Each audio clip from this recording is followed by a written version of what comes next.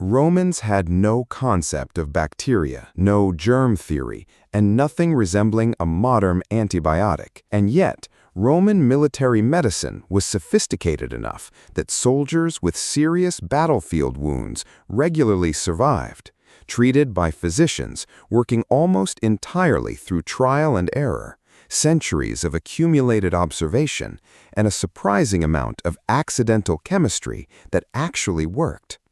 Before treating almost any wound, Roman physicians washed it with wine or vinegar. They had no idea why this helped. They simply observed that wounds cleaned this way healed better and got infected less often. Modern chemistry explains it clearly.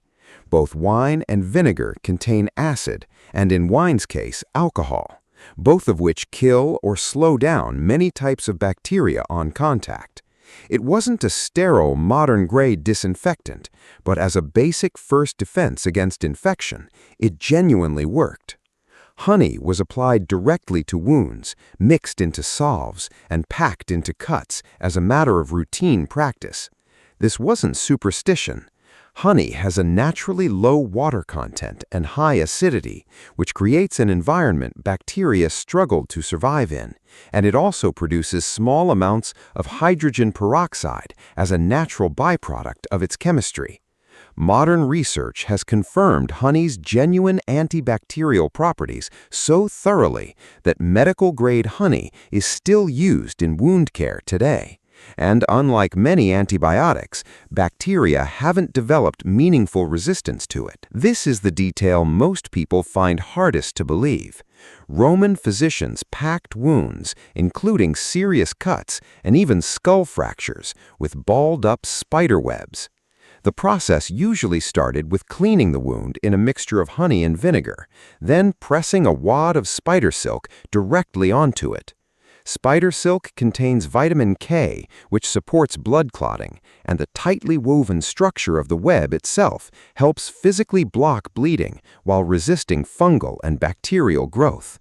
The method was effective enough that it persisted in folk medicine for centuries afterward, and in 2017, researchers developed a modern synthetic spider silk infused with antibiotics for wound closure, citing this exact ancient Roman practice as their inspiration. For pain relief, Roman physicians turned to willow bark and leaves, chewing them or preparing them as an extract.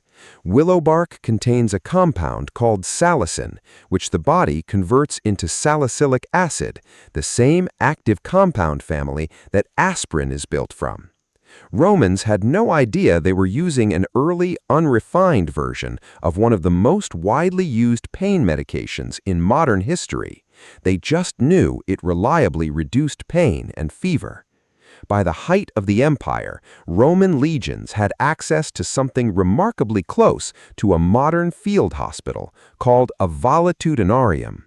These were dedicated buildings within permanent military forts, staffed with trained medical personnel, stocked with standardized surgical tools, and organized specifically to treat and recover wounded soldiers rather than leaving their care to chance.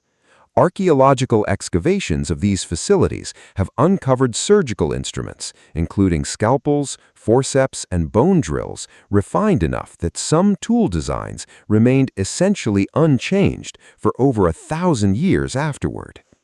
It's worth being honest that Roman medicine wasn't uniformly effective.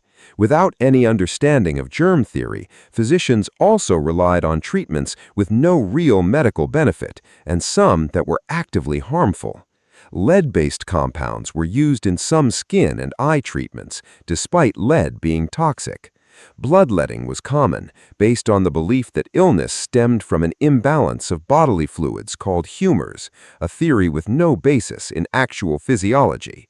And for particularly desperate and unusual ailments, some Roman medical texts genuinely recommended remedies like dried camel's brain soaked in vinegar, treatments that reflect how much of Roman medicine was still guesswork dressed up as expertise.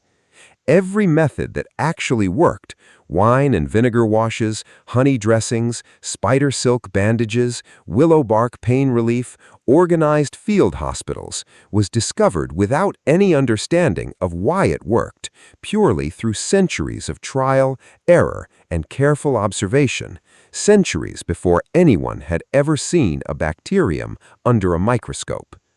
If this kind of deep dive interests you, drop a like, subscribe for more, and let me know in the comments which ancient medical practice surprised you most.